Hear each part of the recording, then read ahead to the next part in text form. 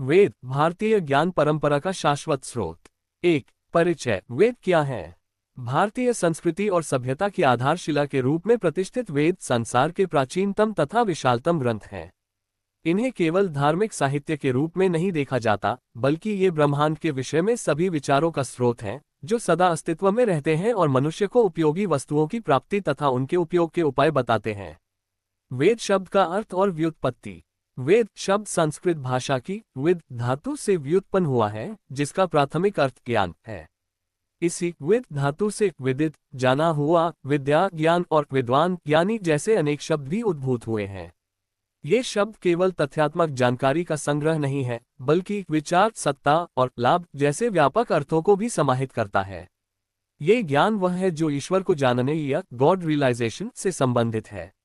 इस प्रकार वेद शब्द का अर्थ केवल ज्ञान के ग्रंथ तक सीमित नहीं है, बल्कि यह ब्रह्मांड के मूल सिद्धांतों, अस्तित्व की प्रकृति और मानव जीवन के परम उद्देश्य को समझने के लिए एक दार्शनिक गहराई प्रदान करता है। ये बहुआयामी अर्थ वेदों को केवल धार्मिक ग्रंथों के रूप में नहीं, बल्कि जीवन के लिए एक समग्र मार्गदर्शक के रूप में स्थापित करता है, जिसमें आध्यात्मिक, व्यावहारिक और अस्तित्व संबंधी ज्ञान शामिल है, जो उन्हें विभिन्न क्षेत्रों में प्रासंगिक बनाता है।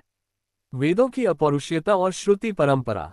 प्राचीन भारतीय परंपरा के अनुसार वेद किसी मनुष्य द्वारा रचित नहीं है, बल्कि वे परमेश्वर से प्रकट हुए हैं। इसी कारण इन्हें अपौरुषेय कहा जाता है, जिसका अर्थ है पुरुष द्वारा न बनाया गया। यह माना जाता है कि सृष्टि के आरंभ में ईश्वर ने गहन तपस्या में लीन प्राचीन ऋषियों को इन मंत्रों का अप्रत्यक्ष रूप से ज्ञान प्रदान किया था। सर्वप्रथम ईश्वर ने अग्नि, वायु, अंगिरा और आदित्य नामक 4 ऋषियों को इस दिव्य ज्ञान का प्रकाश दिया। वेदों को श्रुति भी कहा जाता है, जिसका शाब्दिक अर्थ सुना हुआ है। ये ज्ञान पीढ़ी दर पीढ़ी गुरु शिष्य परंपरा के माध्यम से मौखिक रूप से संरक्षित किया गया। शिष्य अपने गुरुओं से मंत्रों को सुनते, स्मरण करते और फिर स्वयं गुरु बनकर अपने शिष्यों को सुनाते थे। यह मौखिक परंपरा हजारों वर्षों तक चली, जब तक कि बाद में इसे लिखित रूप में संकलित नहीं किया गया।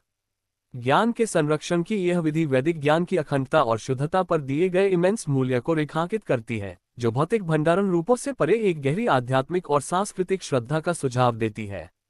यह मौखिक प्रसारण पर केंद्रित एक मजबूत शिक्षा प्रणाली को भी इंगित करती है, जहां मंत्रों के सटीक उच्चारण और स्मरण पर अत्यधिक बल दिया जाता था, जो कई अन्य प्राचीन ग्रंथों के विपरीत है, जो केवल लिखित अभिलेखों पर निर्भर थे और विनाश के प्रति संवेदनशील थे। वेदों की प्राचीनता और रचना काल। वेद मानव सभ्यता के लगभग सबसे पुराने लिखित दस्तावेज माने जाते हैं। पुणे के भंडारकर ओरिएंटल रिसर्च इंस्टीट्यूट में वेदों की 28,000 पांडुलिपियां सुरक्षित रखी गई हैं, जिनमें से ऋग्वेद की 30 पांडुलिपियां विशेष रूप से महत्वपूर्ण हैं। यूनेस्को ने इन पांडुलिपियों को 1800 से 1500 ईपू की सांस्कृतिक धरोहरों की सूची में शामिल किया है। वेदों की रचना किसी एक निश्चित कालखंड में नहीं हुई, बल्कि विद्वानों ने इसके रचनाकाल की शुरुआत 4500 ईपू से मानी है। वेदों के काल निर्धारण पर विभिन्न विद्वानों के मत भिन्न भिन्न हैं, जो इस विषय की जटिलता को दर्शाते हैं।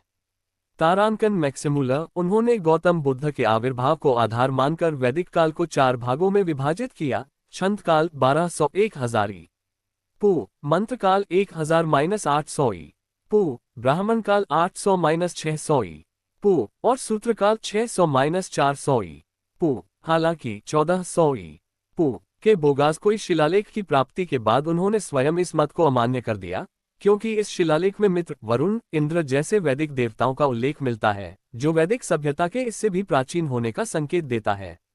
तारांकन ए बेबर, इस जर्मन विद्वान का मानना है कि वेदों का समय निश्चित नहीं किया जा सकता, लेकिन इसे 1200 ईपू या 1500 ईपू से बाद का स्वीकार नहीं किया जा सकता। तारांकन जैकोबी, प्रसिद्ध जर्मन वैदिक विद्वान जैकोबी ने ज्योतिष को आधार बनाकर ऋग्वेद का समय 4500-2500 ईपू निर्धारित किया। तारांकन डॉक्टर अविनाश चंद्र दास, उन्होंने वेदों में वर्णित भूगर्भ शास्त्रीय तत्वों, विशेषकर आर्यावर्त की भौगोलिक स्थिति और सरस्वती नदी के उल्लेख को आधार मानकर वेद का समय 25,000 संवत्सर पूर्व माना है।